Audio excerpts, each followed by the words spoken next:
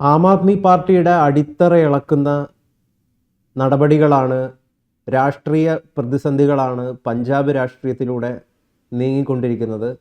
അതിൻ്റെ ഭാഗമായിട്ട് തന്നെ നമുക്കറിയാം, 7ഓളം വരുന്ന ആപ്പിൻ്റെ എം പിമാരാണ് ബി ജെ പിയിലേക്ക് ചേർന്നത്. നിലവിൽ ലഭിക്കുന്ന വിവരമനുസരിച്ചിട്ട് കുറേയധികം എം എൽ എമാരും ബി ജെ പിക്കൊപ്പം ചേരാനുള്ള നടപടികൾ സ്വീകരിക്കുമെന്നാണ്. ഇത്തരത്തിലുള്ള ഒരു സാഹചര്യത്തിലേക്ക് നീങ്ങുമ്പോൾ ആപ്പിൻ്റെ ഒരു നിലനിൽപ്പ് തന്നെയാണ് പ്രതിസന്ധിയിലാകുന്നത്.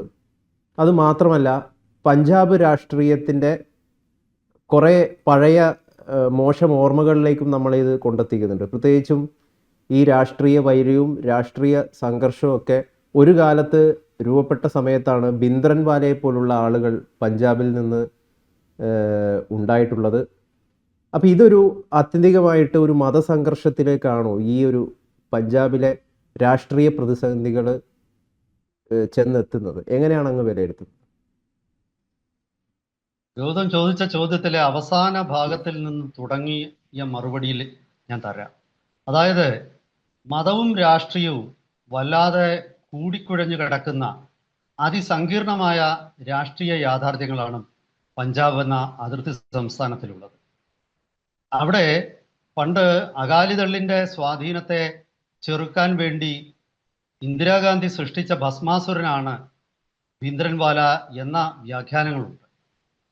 അത് അന്ന് അങ്ങനെ സംഭവിക്കുമ്പോൾ പിന്നെ ഈ ഭിന്ദ്രൻവാല എന്ന വ്യക്തി സിഖ് മതത്തിൻ്റെ ഒരു നേതാവായിട്ട് ഉയർന്നുകൊണ്ട് സിഖുകാരുടെ ഇടയിൽ അകാലിദൾ എന്ന പ്രസ്ഥാനത്തിന് ഉള്ള സ്വാധീനത്തെ ഇല്ലാതാക്കാൻ ശ്രമിച്ചു. കോൺഗ്രസ് അത് രാഷ്ട്രീയമായിട്ട് പ്രയോജനപ്പെടുത്താൻ നോക്കിയ ആ ഒരു കാലഘട്ടം 1980-കളിൽ അത് ഒടുവിൽ സുവർണക്ഷേത്രത്തിലേക്ക് പട്ടാളം കയറിയ ഓപ്പറേഷൻ ബ്ലൂ സ്റ്റാർ സംഭവിക്കുകയും പിന്നീട് ഇന്ദിരാഗാന്ധിയുടെ വധത്തിലാണ് ആ ഒരു നീക്കം അതിൻ്റെ പര്യവസാനം ഉണ്ടായത്. പിന്നീട് പഞ്ചാബിൽ കുറേ നാളായിട്ട് ഒരുപാട് തരത്തിലുള്ള അസ്വസ്ഥതകൾ ഉണ്ടായിക്കൊണ്ടിരിക്കുകയാണ്. അവിടെ സോഷ്യൽ എഞ്ചിനീയറിങ്ങിന് പകരം റിലീജിയസ് എഞ്ചിനീയറിംഗും നടക്കുന്നുണ്ട്. അത് പല രീതിയിൽ പലരും അതിൽ ഇൻവോൾവ് ആണ്. സിഖ് മതം താരതമ്യേന വളരെ ചെറുപ്പമായ ഒരു മതമാണ്. ആ മതം അതുകൊണ്ട് തന്നെ അതിൻ്റെ വേരുകൾ ഒരുപക്ഷെ അത്ര ആഴത്തിലാവണമെന്നില്ല. അത് പടർന്ന് പന്തലിച്ച് നിൽക്കുന്നുണ്ടെങ്കിലും അതിന് പലപ്പോഴും സിഖുകാരിലെ ഒരു വിഭാഗത്തിനൊരു പേടിയുണ്ട്. അവർ വിശാലമായ ഹിന്ദു ഐഡന്റിറ്റിയിൽ ലയിച്ച് ചേർക്കപ്പെടുമോ എന്നുള്ളത്. ഹിന്ദു ഇപ്പൊ ഉദാഹരണത്തിന് നിങ്ങൾ ഡൽഹിയിൽ വന്നാൽ ഡൽഹിയിൽ താമസിക്കുന്ന സിഖുകാരിൽ ബഹുഭൂരിപക്ഷവും ഖത്രി സിഖുകാരാണ്. സിഖുകാരിൽ പല നമ്മൾ ഈ സിഖ് എന്ന് പറയുന്ന മതമാണെന്നൊക്കെ പറയുന്നത് അതിൽ ജാതിക്കെതിരായിട്ടാണ് ഗുരുനാനാക്കും അതുപോലെ പിന്നീടുള്ള ഗുരുക്കന്മാരും ഒക്കെ മുന്നോട്ട് വന്നതെങ്കിലും ജാതി സിഖ് മതത്തിൽ അതിശക്തമാണ്. അങ്ങനെ ആ ജാതിയിലെ ഗുരുനാനാക്ക് ജനിച്ച സമുദായമാണ് ഖത്രി എന്ന് പറഞ്ഞാൽ ക്ഷത്രിയർ. അവരാണ് ഡൽഹിയിലുള്ളത്. ഈ ഖത്രി സിഖുകാർ ഹിന്ദു മതവുമായിട്ട് വളരെ അടുപ്പത്തിലാണ്. ഇപ്പൊ ഡൽഹിയിലുള്ള ഇപ്പൊ ശ്രീകൃഷ്ണ ജയന്തി ഘോഷയാത്രയ്ക്കോ രാമനവമി ഘോഷയാത്രയിലോ എല്ലാം ഖത്രി സിഖുകാരായിരിക്കും മുന്നിൽ നിൽക്കുന്നത്. പഞ്ചാബിൽ വരുമ്പോൾ അവർക്ക് പ്രത്യേക ഐഡന്റിറ്റി കുറച്ചുകൂടിയുണ്ട്. അതിൽ ഒരു വിഭാഗം ഹിന്ദു ക്ഷേത്രങ്ങൾ സന്ദർശിക്കുന്നവരാണ്, അത് ഞാൻ മറക്കുന്നില്ല. പക്ഷേ പഞ്ചാബിൽ കുറച്ചുകൂടി പ്യുവർ സിഖ് ഐഡന്റിറ്റി ഉണ്ട്. അത് മുഖ്യമായിട്ടും ജാട്ട് സിഖുകളാണ് ആ പ്യുവർ ഐഡന്റിറ്റി കാത്തു സൂക്ഷിക്കുന്നവർ. അവരും പട്ടികജാതി വിഭാഗത്തിൽപ്പെട്ട രാമദാസിയ എന്ന് പറയുന്ന സിഖുകാരുണ്ട്. ഗുരു രാമദാസ് എന്ന സിഖ് ഗുരുവിന്റെ അനുയായികളായിട്ട് സ്വയം വിശേഷിപ്പിക്കുന്ന അവരെ 2009-10 കാലഘട്ടത്തിൽ ഒരു പ്രത്യേക മതമായിട്ട് സ്വയം അവർ പ്രഖ്യാപിച്ചിരുന്നു. അപ്പൊ ഇതെല്ലാം അവിടുത്തെ ഒരു കോംപ്ലക്സ് സിറ്റുവേഷനാണ് ഞാൻ കാണിക്കുന്നത്. ഈ കോംപ്ലക്സ് സിറ്റുവേഷനിൽ അത് മനസ്സിൽ വെച്ചുകൊണ്ട് വേണം ഇപ്പോഴത്തെ ഉരുത്തിരിഞ്ഞു വരുന്ന രാഷ്ട്രീയത്തെ വിലയിരുത്താനായിട്ട്. പഞ്ചാബിൽ ബി ജെ പിയെ സംബന്ധിച്ചിടത്തോളം ബി ജെ പിക്ക് ഇന്നും വലിയ വേരോട്ടമില്ലാത്ത ഒരു സംസ്ഥാനമാണ്. അത് ബി ജെ പിയെ ഭയങ്കരമായിട്ട് ദുഃഖിപ്പിക്കുന്നു.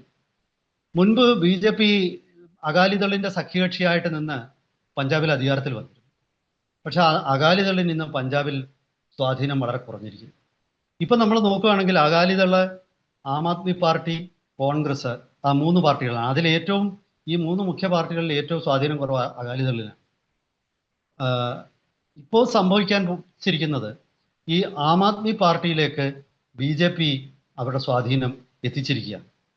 അതായത് BJPയിലേക്ക് ചേർന്ന 7 MP മാരും അവരുടെ കൂറുമാറ്റം നിയമവിധേയമാണ്, നിയമത്തിന്റെ ഉള്ളിലാണ്. 3-2 MP മാരെ അവർക്ക് കൊണ്ടുവരാൻ സാധിക്കും. ഇപ്പോൾ പുറത്തു വരുന്ന വാർത്ത പഞ്ചാബിലെ 50 ആപ്പിന്റെ MLA മാർ, പഞ്ചാബിൽ എനിക്ക് തോന്നുന്നു മൊത്തം 92 MLA-മാരെന്തോ ആണ് ആപ്പിനുള്ളത്. അതിൽ 50ഓളം ആൾക്കാർ BJPയിലോട്ട് ചേരാൻ സന്നദ്ധത പ്രകടിപ്പിച്ചിരിക്കുകയാണ്. അങ്ങനെ വന്നു കഴിഞ്ഞാൽ ആം ആദ്മി പാർട്ടി പിളരും. ഈ ആം ആദ്മി പാർട്ടി പഞ്ചാബിൽ വളർന്ന എങ്ങനെയാണെന്ന് ചോദിച്ചാൽ മറ്റു പാർട്ടിയിലെ നേതാക്കന്മാരെ ഇങ്ങോട്ട് പിടിച്ചെടുത്തിട്ടാണ്. ഇന്ന് അതേ തന്ത്രം BJP അങ്ങോട്ട് പ്രയോഗിക്കുകയാണ്. പണ്ട് ആം ആദ്മി പാർട്ടി വളർന്നത് അകാലിദളിലും കോൺഗ്രസിലും ഈ 2 കക്ഷികളിൽ, മുഖ്യമായിട്ടും ഈ 2 കക്ഷികളിലുള്ള കുറച്ച് BJP-കാരെ ഒക്കെ പിടിച്ചിട്ടാണ് അവരുടെ നേതൃത്വ നിരയെ അവർ സൃഷ്ടിച്ചത്. ഇപ്പൊ അവർ അനുഭവിക്കുന്ന ഒരു പ്രതിസന്ധി, അവരുടെ നേതാവും പഞ്ചാബ് മുഖ്യമന്ത്രിയായ ഭഗവന്ത് മാൻ മിക്കവാറും വെള്ളമടിച്ച് കിറങ്ങിയിരിക്കുകയാണെന്നാണ് ആരോപണം വരുന്നത്.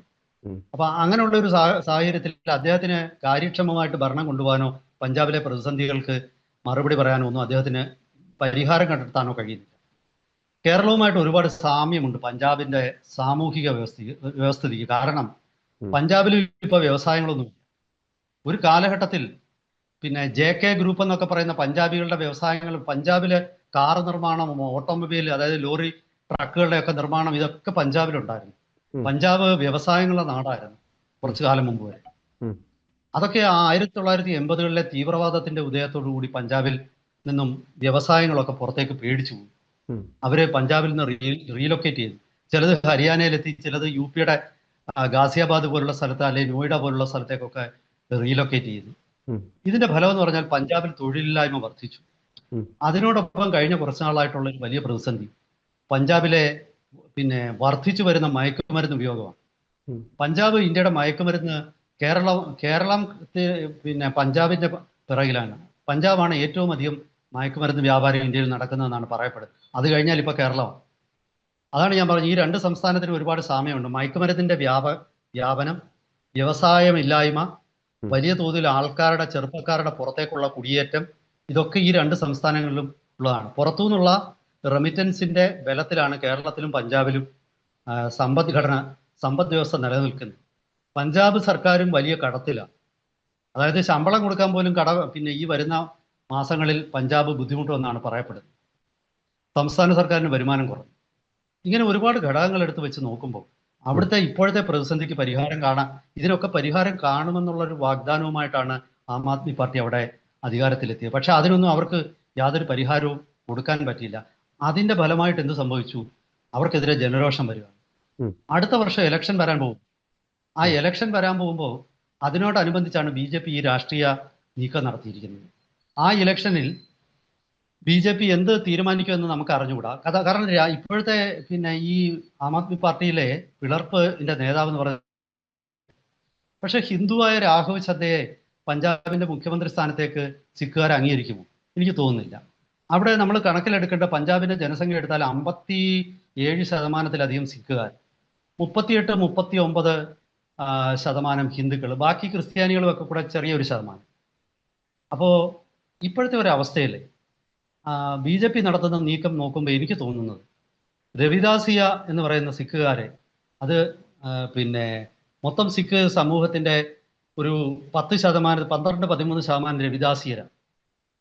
ഏതാണ്ട് 15-നും 10-നും ഇടയ്ക്കുള്ള എന്ന് നമുക്ക് കൂട്ടാം. അതായത് 58%-ന്റെ ഒരു 15 പേർ പിന്നീട് 45% വരും. ഏതാണ്ട് 38-39% ഹിന്ദുക്കളെ ഈ രവിദാസിയരുമായിട്ട് ഒന്നിച്ചു ചേർന്ന് കഴിഞ്ഞാൽ അവർ പിന്നീട് അവിടെ ഭൂരിപക്ഷമാണ്. ആ രവിദാസിയരുടെ പിന്തുണയും നഗരങ്ങൾ കേന്ദ്രീകരിച്ച് ജീവിക്കുന്ന ഹിന്ദുക്കളുടെ പിന്തുണയും ഒറ്റക്കെട്ടായി ലഭിച്ചുകൊണ്ട്, അതുപോലെ തന്നെ പഞ്ചാബിൽ വലിയൊരു ശക്തിയാണ് രാം റഹീം സിംഗ്. ആ രാം റഹീം സിംഗ് ഇടയ്ക്ക് ചില ആരോപണങ്ങളൊക്കെ ഉണ്ടായിട്ട് അദ്ദേഹം ജയിലിൽ അടയ്ക്കപ്പെട്ടിരിക്കുകയായിരുന്നു. രാം റഹീം സിംഗ് ഇപ്പം ജാമ്യം കിട്ടി പുറത്തിറങ്ങിയിരിക്കുകയാണ്. ആ രാം റഹീം സിംഗിന് വലിയ രീതിയിൽ അനുയായികൾ, അതായത് ഞാൻ ആദ്യമേ പറഞ്ഞു, ഈ സിഖുകാരുടെ അവരുടെ ആ ഒരു മതത്തിന്റെ ഒരു പ്രത്യേകതയോടെ പറഞ്ഞ് നമുക്ക് ചർച്ച അവസാനിപ്പിക്കാം, അല്ലെങ്കിൽ ഇതിങ്ങനെ നീണ്ടുപോകും. നമ്മുടെ സമയം നമ്മൾ അതിനെ അനുവദിക്കുന്നില്ല. യഥാർത്ഥത്തിൽ പഞ്ചാബിലെ ജാതി ഇല്ല എന്നൊക്കെ പറയുമെങ്കിലും ദളിത് പിന്നോക്ക സിഖുകാർക്ക് ഈ പറയുന്ന ജാട്ട് മുന്നോക്ക സിഖുകാരുടെ ഗുരുദ്വാരകളിലൊന്നും പ്രവേശിക്കാൻ പറ്റില്ല. അങ്ങനെ ഈ ദളിത് സിഖുകാര് അല്ലെങ്കിൽ പിന്നോക്ക സിഖുകാര് അവിടെ പ്രത്യേക ഗുരുദ്വാരകൾ ഗ്രാമങ്ങളിലൊക്കെ ഉണ്ട് അവരുടെ. അത്തരം ഗുരുദ്വാരകൾ കേന്ദ്രീകരിച്ചാണ് രാം റഹീം സിംഗ് അദ്ദേഹത്തിന്റെ സ്വാധീനം ഉറപ്പിച്ചത്. പിന്നെ പല സ്ഥലത്തും ആയുധമെടുത്ത് ഈ സവർണ സിഖുകാരോട് പോരാടാനുള്ള ധൈര്യവും അംഗബലവും ഇയാളുടെ അനുയായികൾക്കുണ്ട്. ഇങ്ങനെ വന്നിട്ട് അതൊരു വല്ലാത്ത പ്രതിസന്ധി സൃഷ്ടിച്ചു. അപ്പോഴാണ് കേന്ദ്രത്തിലെ BJP സർക്കാർ ഒരുപക്ഷെ അകാലിദളിന്റെ പിന്നെ സമ്മർദ്ദത്തിന് വഴങ്ങിയായിരിക്കണം അന്ന് രാം റഹീം സിംഗിനെ അറസ്റ്റ് ചെയ്തു. രാം റഹീം സിംഗ് ക്രിമിനൽ കേസിൽ പ്രതിയാണ്, അത് നിഷേധിക്കാൻ പറ്റില്ല. കൊലപാതക കേസുകളിൽ അദ്ദേഹം പ്രതിയാണ്. പക്ഷെ പഞ്ചാബില് ഏത് പിന്നെ മതനേതാവാണ് ഇതൊന്നും ചെയ്യാത്തത്? നമ്മൾ വിചാരിക്കുന്നതിനേക്കാൾ വലിയ പിന്നെ മതപരമായിട്ടുള്ള ക്രൂരതകൾ അവിടെ നടന്നിട്ടുണ്ട്. ഈ കർഷകരുടെ സമരം ഡൽഹിയിൽ നടന്നപ്പോൾ ഒരു ദളിതനെ അവർ 2 കൈയും വെട്ടിയിട്ട് പിന്നെ കഴുത്ത് പിന്നെ തൂക്കിക്കൊന്നു, ഒരു ഇലക്ട്രിക് പോസ്റ്റിലിട്ട്. താലിബൻ ചെയ്യുന്നതാണ്. ഇതാരും ചർച്ച ചെയ്തില്ല. താലിബന്റെ ആട്രോസിറ്റീസ് എത്രമാത്രമാണ് അത് തന്നെ ഇവന്മാരും ചെയ്യുന്നുണ്ട്. ആ നിഹാങ്ങൾ എന്ന് പറയുന്ന ഒരു വിഭാഗമാണ് അത് ചെയ്തത്. എന്നിട്ട് ഇയാള് അവിടെ ഇയാളെ തൂക്കിയിട്ടപ്പോൾ അയാൾക്കെതിരെ ഉന്നയിച്ച ആരോപണം ഗുരു ഗ്രന്ഥ സാഹിബിനെ അപമാനിച്ചു എന്നുള്ളതാണ്. അതായത് താലിബനും ഇസ്ലാമിക തീവ്രവാദികളും ഒക്കെ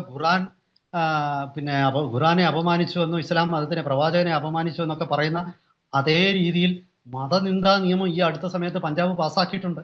നമ്മൾ ഞെട്ടിപ്പോവും. ഇന്ത്യയിലെ ഒരു സംസ്ഥാനം അത് ചെയ്തിട്ടുണ്ട്. പല ദളിതരെയും ഇത് പറഞ്ഞിട്ട് അവിടെ ഈ പറയുന്ന സിഖുകാര് ജാട്ട് സിഖുകാര് അവരെ കെട്ടിത്തൂക്കാറുണ്ട് അവിടെയൊക്കെ റോഡിലൊക്കെ. അങ്ങനെയുള്ള സാഹചര്യത്തിൽ പെന്തക്കോസ്റ്റിലേക്ക് ചില ആൾക്കാരൊക്കെ ഈ പിന്നോക്ക ദളിത് സിഖുകാർ പോകുന്നുണ്ട്. ഇങ്ങനെ വല്ലാത്ത ഒരു കലഞ്ഞ് മറഞ്ഞ ഒരു രാഷ്ട്രീയം, ഒരു മതപരമായ അവസ്ഥ അവിടെ നിലനിൽക്കുന്നു.